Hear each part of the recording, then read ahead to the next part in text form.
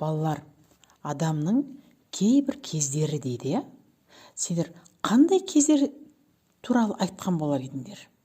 Өмірдің қиыншылықтарына төзе алмай мұңайған сәттерін, кейде өмірдің сыйлаған сыйына қатып қуанған сәттерін және өткен іске қате істеген өтпестегі күйінген сәттері.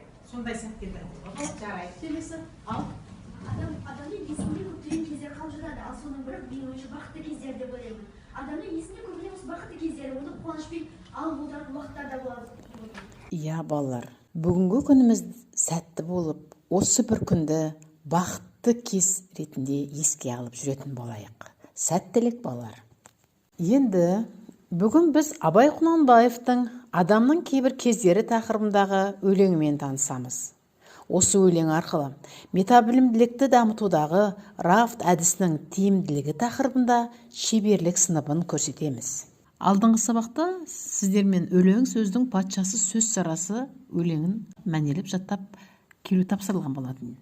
Енді соны рафт әдісімен жұптаса отырып пысықтап алайық. Бұл кезеңде рафт әдісінің жазылым формасы ауызша іске асырылады. Рафт роль мұғалім, аудитория оқушы, форма айтылым формасына ауысады, пікір білдіру, тақырып үй тапсырмасында өлең сөздің патшасы сөз сарасы, бұл да ауызша іске асырылады. Енді бұл жұпта орындалады. Қазір мұғалім Ақбота, оқушы Шұғыла тыңдап, пікір білдіріп жұмыс жасаймыз.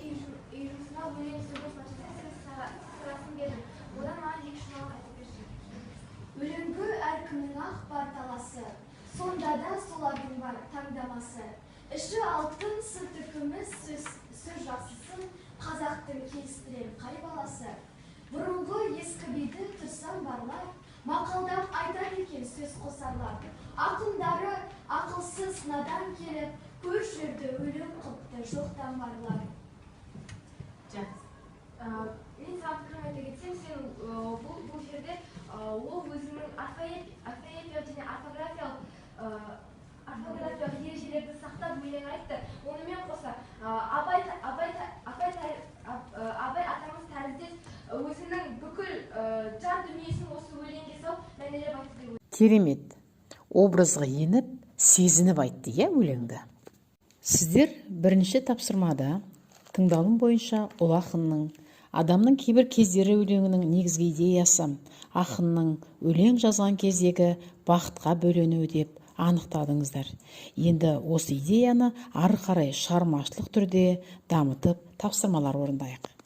Балалар, қазіргі тапсырманы орындау үшін 4 топқа бөлінеміз. 4 топта жұмысты рафт әдісі бойынша жұмыс жасайды.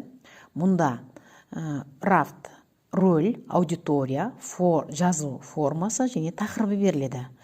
4 топқа 4 түрлі жазу формасы беріледі. Себебі осындай түрлі формада жұмыс жасауға болатындығын біз қазір көрсетеміз, иә, балалар. Бірінші топ ата-ана рөлінде оқушыға қуатты ойдан бас құрап тақырыбын ашып хат жазады. Екінші топ оқушы рөлінде мұғалімге бағытталған эссе жазады, тақырыбы Абайдың ақындық сыры.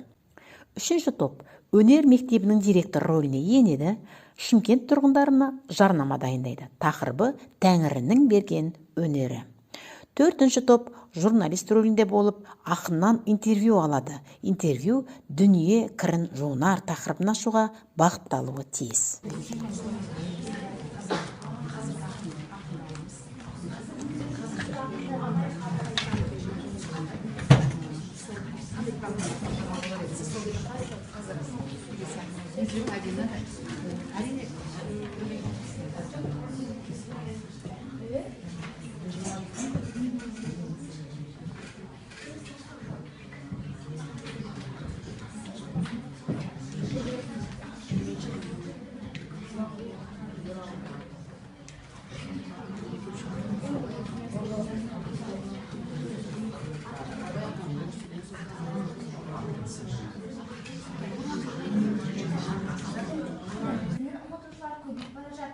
Шындық жүрекке тисе де айтайын, өнеріміз бен тіліміз қарайып бара жатыр. Оған дақ түсірушілер қаншама. Кісімсінген жіп кетер білімсіз көп, жіберсең өкпелеме көп жаманда. Терең ой терең ғылым іздемейді, өтірік пен өсекті жүндей сабап. Өзіміздің өнерімізді қадірлейтін, өзіміздің өнерімізді қадірлейік және дамытайық. Ең бастысы жойылудан сақтайық. Сондықтан сіздерді өнер мектебіне шақырамын. Менің мақсатым жас ұрпақты тіл өнеріне, жойылып бара жатқан ақындық өнеріне баулып, болашақ тізгінін жас ұрпаққа ұстату. Рухани жаңғыру біздің балалар жаңғырып атып отыра ғой. Келесі. Біздің рөліміз журналист, ал аудиториямыз ақын сұхбат алу. Кім журналист, кім ақын? Мен журналист, ал Нұрғиса ақын. Сәлеметсіздер, бүгінгі біздің ақындық шоу бағдарламамызға қош келдіңіздер. Бүгінгі біздің ақындық шоу бағдарламамыздың құрметті қонағы Нұрғиса атамыз. Сәлеметсіздер. Сәлеміз. Яғни сұхбатымызды бастасақ, сіз жас кезіңізден бастап кімге, қай ақынға еліктедіңіз? Мен осы қазақ ақыны Абай атамызға еліктеген болатын. Қазақтың жүрегі Абай демей ме? Біз қазақты таныта, Абай таныта, қазақ таныта аламыз. Мен Абай атамызға еліктеген болатын. Осы Абай атамыздың көптеген өлеңдері бар. Ол бәрімізге белгілі. Соның ішінде бізге дүние туралы бір сөйлемге талдау жасап берсеңіз. Осы дүниенің кірін жонар деген сөзді алатын болсақ, бұл Абай надандықтан жойылуын және жақсылыққа қарай апаруын айтып кеткен. Қазіргі таңда осы ақындыққа байланысты қандай іс-шаралар ойластырылуда? Осы қазіргі таңда біздің президентіміз Нұрсұлтан Әбішұлы Назарбаев іс-шаралар ұйымдастыруда. Оның бірі рухани жаңғыруды айтып кететін болсақ, қазіргі таңда қазақтардың надандықтан жойылуын, жақсылыққа қарай апаруын, қазақ